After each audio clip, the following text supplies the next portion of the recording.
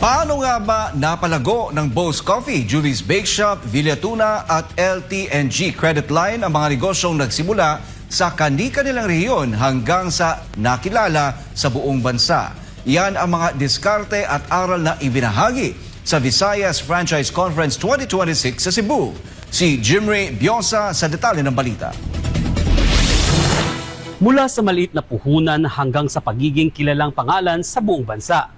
Iyan ang mga kwentong tampok sa Visayas Franchise Conference 2026 sa Summit Galleria, Cebu, kung saan ibinahagi ng mga matagumpay na negosyante ang kanilang mga karanasan sa pagpapalawak ng negosyo, franchising at paghahanda sa susunod na henerasyon ng mga leader sa pagninegosyo. Inalala ni Steve Benitez, Chairman at CEO ng Bo's Coffee, ang pagsisimula ng kanilang negosyo sa Cebu. Mula sa isang maliit na coffee cart na kumikita lamang ng humigit kumulang 300 piso kada araw, lumago ito bilang isa sa mga kilalang coffee chains sa bansa na may mahigit 200 branches. When I started that was my main business. All right. I was taking up law in Manila, came back home to take over the business of my father, which was also a F&B.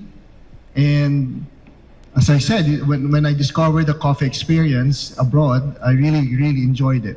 You know, when I travel, when I go abroad, I don't actually go to tourist spots. For example, if we go to Paris, I don't go to the Eiffel Tower. I would go to coffee shops and spend 2 days in coffee shops and really just enjoyed it. Dala ng inspirasyon mula sa coffee shop culture sa ibang bansa, itinayo niya ang kanilang flagship store sa Ayala Center, Cebu. Dahil sa lumalaking suporta ng mga mamimili at dumaraming interesadong mag-franchise, tuloy-tuloy ang naging pagpapalawak ng kanilang negosyo sa iba't ibang bahagi ng bansa. So when my first endeavor was not a store, it was a kiosk. It was, or not even a kiosk, it was a cart in Ayala Center in Cebu. And our second store happened after 8 months in SM, but also still the same concept, just a cart. And I said, what about if I open a store? And so I opened a flagship store in Capitol, Osmeña Boulevard, and the second store was in Ayala Center. It's a big one, 200 square meter store. And the reception of that store was where the turning point is. And then I got franchise inquiries, and so I said, I think that there is a big potential here. Ibinahagi naman ni Julie's Bake Shop's Chief Operating Officer Gio Gandionco ang kwento ng paglago ng kanilang negosyo. Ang paninderyang sinimulan ng kanyang lola sa Cebu noong 1981 ay isa na ngayong pambansaang brand na may mahigit 600 branches sa buong bansa. I don't think it was really her vision in terms of building Julie's on what it is today. But when she opened her first bake shop, definitely here in Cebu, she wanted to offer fresh hot bread to all her customers, and that was really the start. Of course, now we've evolved, we've grown to several regions, several cities all over the Philippines. So our vision is really a Julie's Bake Shop in every barangay. So we've always been a homegrown neighborhood bakery offering fresh hot bread to all our customers in the local community. And that's how we've really been growing all across the Philippines. Also, I think that's really our vision. That's what we aspire to have. It's really a Julie's Bake Shop in every barangay in the Philippines. Sa Mindanao naman, mabilis ding lumawak ang Villatuna, ang dating 10-table karinderya sa Butuan City na itinatag noong 2017 ay umabot na sa 40 branches sa loob lamang ng 4 na taon. Kasabay ng pagtaas ng demand sa masustansyang pagkain matapos ang pandemya. Every time makabenta kami around 7,000 to 10,000, dahan-dahan bumibili kami ng mesa at saka upuan. Okay. So that was in 2017 up until 2021 All right. na nag-hit yung pandemic. Pero nung 2021, kasi brief lang, Villatuna kasi is an all-tuna dishes restaurant. So nung 2021 up to 2022, bumalik na yung pwede nang kumain sa labas. Those time, ang daming mga negosyo na nagsara. But we find it as an opportunity. All right. Kasi everybody those time is leaning towards a healthier food Correct. option.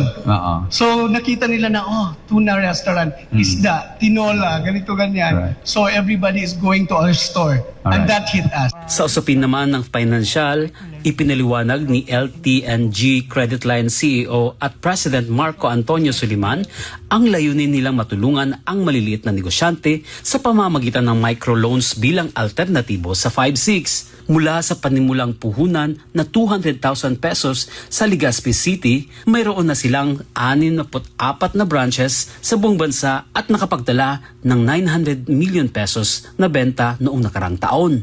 We started micro-lending around 14 years ago in Legazpi City, in Bicol. Okay, so we started helping small stores. We are very happy when we see yung mga tinutulungan namin with our tailor-fitted and low-interest loans. So we catered it such that magaan lang ang pagbayad nila. So daily din kami naniningil para like yung 5,000, 50 pesos a day lang din yung binabayad nila. Right. Yun na nga, it was gratifying when we started seeing na yung mga maliit na mga karinderya, naging kantina, tapos yung mga sari-sari store, parang mga mini groceries na. Right. So it was really gratifying for us. So Correct. we thought this might be a really good business to expand. Kasunod ng komperensya, binuksan din sa SM Seaside City, Cebu ang franchise negosyo Visayas Expo 2026 ng Philippine Franchise Association, kung saan mahigit 60 kilalang brands at suppliers ang nag-alok ng iba't ibang franchise at business opportunities sa mga nais magsimula o magpalawak ng kanilang negosyo. Patunay ang mga kwentong ito na sa tamang diskarte, matatag na pamamahala at malino na pananaw, kayang maabot ng isang homegrown brand ang pambansang tagumpay. Mula dito sa Cebu, para sa Diyos at sa Pilipinas nating mahal. Jim Reviosa, SMNI News.